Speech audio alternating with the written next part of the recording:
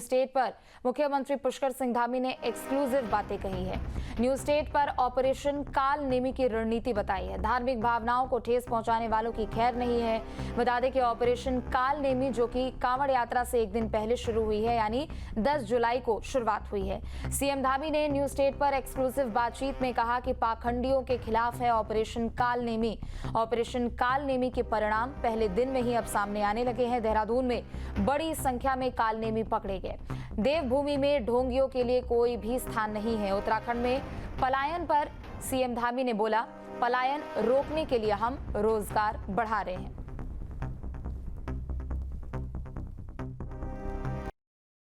कई मुद्दे हैं और मेरे साथ बातचीत करने के लिए मुख्यमंत्री पुष्कर सिंह धामी जी हैं, तो उन्हीं से बातचीत करते हैं। 4 साल भी पूरे हो गए हैं और 4 साल बेमिसाल क्या कहते हैं उन्हीं से बात करते हैं। धामी जी, 4 साल एक तो पूरे हो गए, उसकी आपको बहुत शुभकामनाएं। उसी पर कुछ बताइए कि 4 साल का अनुभव किस तरह का रहा है। मैं सबसे पहले तो देवभूमि उत्तराखंड की समस्त जनता का आभार व्यक्त करता हूं कि उनके आशीर्वाद से राज्य आज तेज़ी से आगे बढ़ रहा है। हमारे प्रधानमंत्री श्री नरेंद्र मोदी जी की प्रेरणा से आज हमारे राज्य को अनेक नवाचार के क्षेत्र में अनेक उपलब्धियां, अनेक निर्णय जो आज पूरे देश के लिए भी एक उदाहरण बने हैं। इन 4 सालों में अनेक प्रयास किए गए हैं। अनेक योजनाएं जो भारत सरकार के स्तर पर बरसों से लंबित थी, उन सभी योजनाओं को स्वीकृति मिली है। जैसे देहरादून में लखवाड़ बांध, पिछले 50 सालों से लखवाड़ बांध लंबित था, आज लखवाड़ बांध हमारा निर्माण की प्रक्रिया में आ गया है। इसी प्रकार देहरादून में ही पेयजल की समस्या के निवारण के लिए सौंग डैम, वो अभी निर्माण की प्रक्रिया में आ गया है। जमरानी बांध हल्द्वानी में पिछले 6 दशक से भी लंबे समय से। तो ऐसे अनेक काम जो हमारे रुके हुए थे, उन सभी को स्वीकृति मिली है। विकास के क्षेत्र में हम आगे बढ़े हैं। इतिहास की रूप से जैसे यूसीसी उत्तराखंड में समान नागरिक संहिता लागू करने वाले राज्य के रूप में हमको पूरे देश के अंदर गौरव प्राप्त हो गया। नकल का कानून आज एक उदाहरण बन गया, जिसमें राज्य स्थापना के बाद 21 सालों में लगभग 16,000 के आसपास नियुक्तियां हुई थी और पिछले 3-4 सालों की अगर मैं बात करूं तो इसने 24,000 का आंकड़ा पार कर लिया है, जो अपने आप में एक बड़ा रिकॉर्ड है। इसके साथ ही आज अगर मैं विकास की बात करूं तो विकास के क्षेत्र में अनेक नवाचार हुए हैं। विकास का मॉडल भी इकोलॉजी, इकोनॉमी और टेक्नोलॉजी तीनों के समन्वय के साथ हम आगे बढ़ा रहे हैं। जमरानी डैम की आपने बात की, 70 के दशक से चला आ रहा था। बहुत पुराना एक प्रोजेक्ट था जो जिस पे बातचीत सिरे नहीं चढ़ रही थी। अभी उसका एक निर्माण की प्रक्रिया भी शुरू हो गई। कोई टारगेट फिक्स किया कि वो कब तक पूरा हो जाएगा?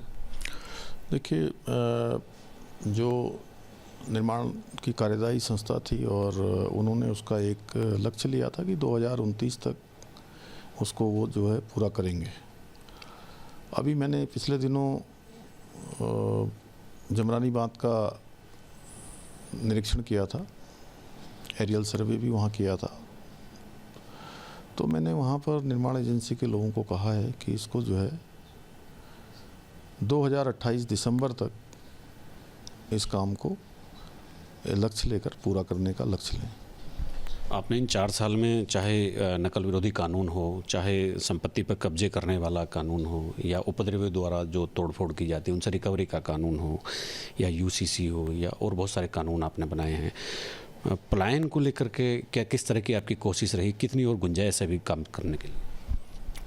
देखिए, अभी पलायन एक हमारे लिए बड़ी चुनौती है, लेकिन पिछले सालों में देश दुनिया के अंदर रहने वाले ऐसे बहुत सारे लोग जो विभिन्न क्षेत्रों में जिन्होंने अनेक उपलब्धियां हासिल करी, अनेक विशिष्टताएं उनको प्राप्त हुई, एक पहचान बनी, वो सब लौटकर धीरे धीरे अपने गांव की ओर, अपने पैतृक स्थानों की ओर आ रहे हैं और अनेक स्थानीय स्तर पर रोज़गार भी कर रहे हैं, स्वरोजगार की योजनाएं भी चला रहे हैं। छोटे उत्पाद, मध्यम उत्पाद, इस प्रकार का निर्माण कार्य कर रहे हैं। और राज्य सरकार भी जो हमारे ऐसे सीमांत क्षेत्र हैं जो घोस्ट विलेज हो चुके हैं, और भारत सरकार ने जो वाइब्रेंट विलेज की योजना चलाई है, उन सभी के साथ समन्वय करते हुए राज्य का जो पलायन निवारण आयोग है वह भी काम कर रहा है। और हम चाहे आज स्टार्टअप्स हों, चाहे हमारे होम स्टे हों, ऐसे चाहे हमारे युवक मंगल दल, महिला मंगल दल, स्वयं सहायता समूह, सभी को हम हर प्रकार से प्रोत्साहित कर रहे हैं। अनेक योजनाएं हम लाए हैं। होम स्टे की योजनाओं में आज एक बड़ी संख्या में लोगों का एक रोज़गार का बड़ा जरिया बना है। महिला स्वयं सहायता समूह में महिलाएं हमारी आज बहुत अच्छा काम कर रही हैं, अच्छे अच्छे उत्पाद बना रही हैं, उनके उत्पादों को अच्छी पहचान मिल रही है। हाउस ऑफ हिमालय ब्रांड हमने जो शुरू किया है, आदरणीय प्रधानमंत्री जी ने उसको प्रारंभ किया हमारे यहाँ। आज पूरे देश में उसके माध्यम से हमारे यहाँ की महिलाओं के बने हुए उत्पाद, उनकी मांग बढ़ती जा रही है। और एयरपोर्ट, अन्य स्थानों पर हम इन सभी उत्पादों के लिए काउंटर जो हमने खोले हैं, उनमें भी एक अच्छी सेल आ रही है। ज़्यादातर लोगों का मानना है कि जो ये प्लान है, जो माइग्रेशन है लोगों का, ये एग्रीकल्चर मार्केटिंग पे फोकस करने के बाद ही रुकेगा। हिमाचल एक रोल मॉडल के सामने, रोल मॉडल के तौर पे हमारे सामने है। तो क्या वहाँ जो एक पॉलिसी है, वहाँ जो मैकेनिज्म है खेती बाड़ी का, तो वो यहाँ भी कुछ लाने की कोई संभावना, कोई स्टडी, कोई ऐसी बात? देखिए, हिमाचल या हमारे अन्य जो भी राज्य देश के हैं, जो भी अच्छा काम करते हैं, जो भी बेस्ट प्रैक्टिस है, हमारी कोशिश होती है कि हमारे पिछले दिनों हमने बैठक की है। इस मानसून के बाद, मानसून समाप्त होने के बाद हम राज्य के लगभग 10 से 12 दल ऐसे बना रहे हैं जो देश के विभिन्न स्थानों पर जाएंगे, विभिन्न राज्यों का भ्रमण करेंगे और वहाँ पर जो भी अच्छे काम हो रहे हैं, बेस्ट प्रैक्टिस हो रही हैं, उनको देखेंगे और हम उनको अपने राज्य में निश्चित रूप से लागू करेंगे। और जो आपने हमारे राज्य बगल के पड़ोसी हिमाचल की बात करी है, वहाँ पर सेबों के क्षेत्र में अच्छा काम हुआ है। हम उसी मॉडल पर हम भी आगे बढ़ रहे हैं। लेकिन हमने पिछले दिनों जो राज्य में एक बड़ी संख्या में बरसों से खेत के जो सेब के जो पौधे थे, उन पौधों को कम पानी और अधिक पानी में जो जल्दी से पैदावार देने लगते हैं, उसकी पहचान करके ओनरशिप लेके हमारा हॉर्टिकल्चर डिपार्टमेंट भी और किसान भी सब मिलकर काम करेंगे तो निश्चित रूप से हमारे यहाँ भी बहुत संभावनाएं हैं। आज हम पर्यटन के क्षेत्र में बहुत आगे बढ़ गए हैं। एक बड़ी संख्या पर्यटकों की, तीर्थयात्रियों की, श्रद्धालुओं की आज पूरे देश में अगर औसत निकाला जाएगा तो हमारा देश भी सबसे अधिकतम पर्यटकों और श्रद्धालुओं के आवागमन का राज्य होगा। एक सरकार ने ये किया था कि हर ज़िले में एक नया पर्यटन का डेस्टिनेशन होगा, तो उसका क्या अपडेट है? अभी हम राज्य के अंदर, ज़िले में तो हो ही रहा है, लेकिन राज्य के अंदर भी हम एक स्थान जरूर पर्यटन का ऐसा बनाना चाहते हैं, नया डेस्टिनेशन। वैसे तो राज्य के अंदर अनेक डेस्टिनेशन हैं।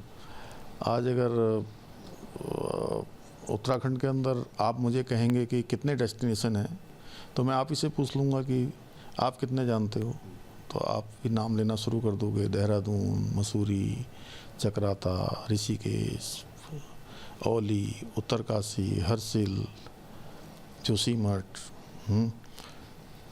टिहरी, उधर जाएंगे तो आप नैनीताल, मुक्तेश्वर, कौसानी, मुंशियारी, पिथौरागढ़, पंचाचूली, आदि कैलाश, ऐसे अनेक स्थान, चंपावत। लेकिन ये स्थान सब अगर आप पूछोगे तो 100 गिन पाओगे आप। लेकिन मैं मानता हूँ कि 100 नहीं, कई सौ, हजारों में ऐसे स्थान हैं जिधर आप जाएंगे आपको एक नया डेस्टिनेशन दिखाई देगा। तो हम इन डेस्टिनेशनों को भी सभी को अच्छा स्वरूप देना चाहते हैं, अच्छी सुविधाएं वहाँ पर हों, उसके लिए हम काम कर रहे हैं। और देखिए, अच्छे डेस्टिनेशन की बात ये भी है, आज शूटिंग के लिए भी, फिल्म शूटिंग के लिए भी हमारा राज्य एक पसंदीदा डेस्टिनेशन बनता जा रहा है। आज हमने उसमें कई सारी पॉलिसी बनाई है, सब्सिडी हम दे रहे हैं, सिंगल विंडो सिस्टम क्लियरेंस का हमने किया है। उसी का परिणाम है कि भारत सरकार ने हमें मोस्ट फ्रेंडली फिल्म डेस्टिनेशन का भी अवार्ड अभी हमारे राज्य को मिला है। आपने कई ऑपरेशन इस राज्य में चलाया, अतिक्रमण हटाने का चलाया, फिर अवैध मदरसे या जो भी एक था, कई ऑपरेशन आपने चलाए सनातन की रक्षा के लिए, सनातन के भीतर छुपे हुए लोगों को जो नुकसान कर रहे हैं। एक और ऑपरेशन आपका चर्चा में है आज। देखिए, देवभूमि उत्तराखंड है और जहाँ चार धाम यात्रा चलती है, आदि कैलाश यात्रा चलती है, अभी कांवड़ यात्रा हमारी प्रारंभ हो रही है और ये आस्था श्रद्धा का पूरे देश दुनिया का केंद्र है, आध्यात्मिक राजधानी है देवभूमि उत्तराखंड।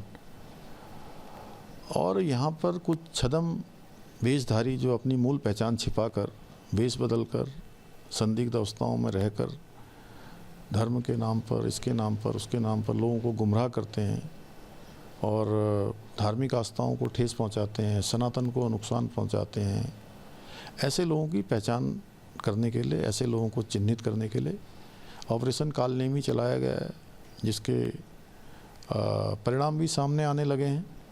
देहरादून में आज बड़ी संख्या में ऐसे कालनेमी पकड़े गए हैं और ये अभियान आगे भी चलने वाला है, क्योंकि देवभूमि उत्तराखंड में किसी भी कीमत पर ऐसे छद्म लोगों का कोई स्थान नहीं है। ये कालनेमी ऑपरेशन चलाने का ख्याल अचानक ही आपके मन में आ गया, या कोई केस स्टडी थी?